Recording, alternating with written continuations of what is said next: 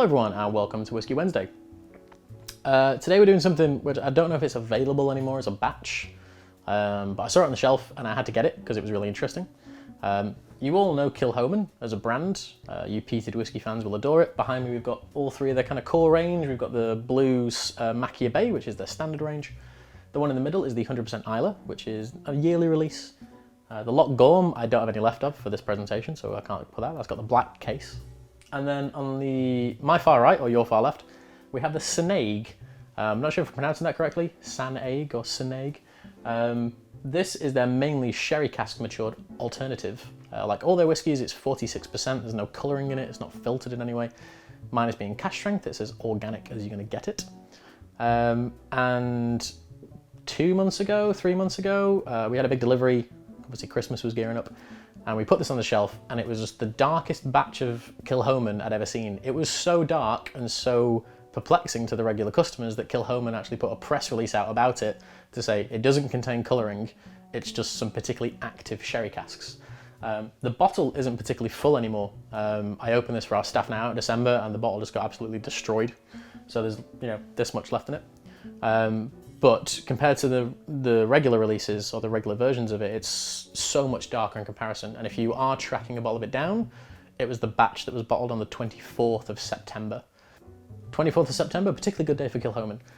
As a result of those extremely active sherry casks, I don't know if they were Oloroso, I don't know if they're Pedro Jimenez or any other sort of variation of Amoroso or anything like that.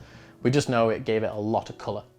In the glass, it doesn't particularly show it off, but in the bottle, if you can find one, you'll see how dark and almost Glendronach-like this thing is. But anyway, enough about that. Smell, taste, all that fun stuff, heavily peated, loads of sherry influence. There's a tiny bit of bourbon influence in it, but it's like 70–80% sherry. So we'll smell it and then we'll roll on with the taste too.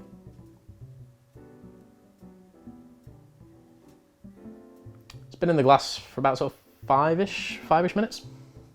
As soon as it was poured, it was just like Christmas cake. I know that's a cliche sherry cask influence tasting note, but Christmas cake, loads of raisins and dates and plums, just kind of like big kind of overripe juicy fruits. Now that it's been in the glass a bit longer, the smoke is pouring out a little bit more and the taste is very different to the smell, as we'll explain in a minute. But on the nose,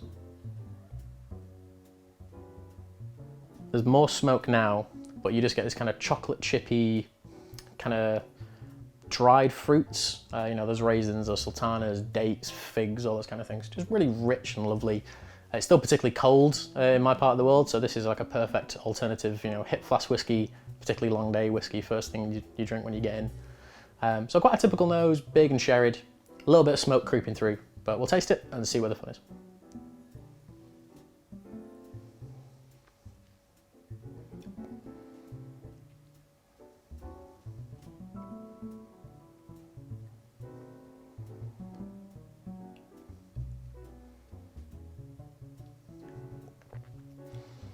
That first kind of coating of your tongue is really luscious. You wouldn't really think you were drinking whiskey. It's not overly sweet, but it just coats your tongue in this kind of nice, slightly sweet flavour. And then the longer you hold it in, that kind of like old cap gun smoke starts to come through a little bit, that kind of overly sulphurous kind of smoke. Again, it's not offensive, it's just a nice byproduct of this kind of influence of sherry and peated whiskies. So that tiny bit of sulphur, but it's quite complementary and contrasting to the sweetness of the sherry, because that is very active and it does really kind of bubble around your palate quite a bit. In terms of lingering flavours, it's quite similar to what the nose was. It's those really dried, rich fruits. It's a bit nutty as well, kind of walnut, hazelnut, slightly bittersweet, but being still kind of creamy and quite elegant.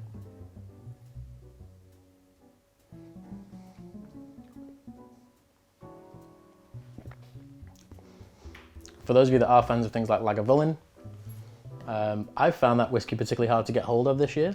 I like it, I don't love it. I think it's really good quality, but it's something that I get asked for so much it kind of wears down on my ears.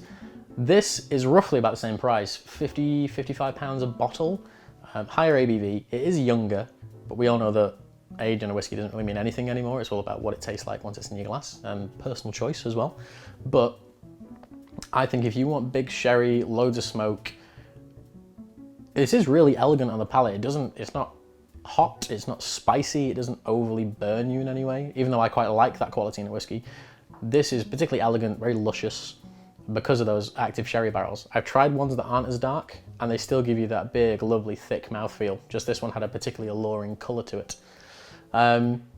But it ticks most boxes. You know, it's all natural, minus being cask strength. It's got this big sherry sweetness, which is these days becoming more expensive a product to get hold of, especially from bigger brands, without doubt. Whereas these guys are still an independent, family-run company, literally based in an old farm, going from strength to strength and just doing everything right. I think in terms of relationships and like relating brands to brands, much like Springbank, it's a small operation. People love it around the world, and it constantly gets great ratings from people like myself, other whiskey people on the internet, classic whiskey journalists, and consumers, who are the most important of anyone. The reason so much of it is made is because you all buy it, and me too. But in terms of a score, it's delicious. It's like a solid 8.5 out of 10. Trying to source a couple more bottles of it because it's really fun. But the new one has just become available too. Not as dark a colour, tried it, as delicious and as lovely and thick and creamy. But that is Kilchoman Sanaig. We'll find out, someone will comment. That is an 8.5 out of 10. The batch is from the 24th of September, so if you want to track it down, that's from last year, 2019. Check out your local retailer or wherever, they're specialists, they should have a bottle of it. Make them look around because it is so much darker than the standard. But thank you all for watching. This is Whiskey Wednesday, and I'll see you next week.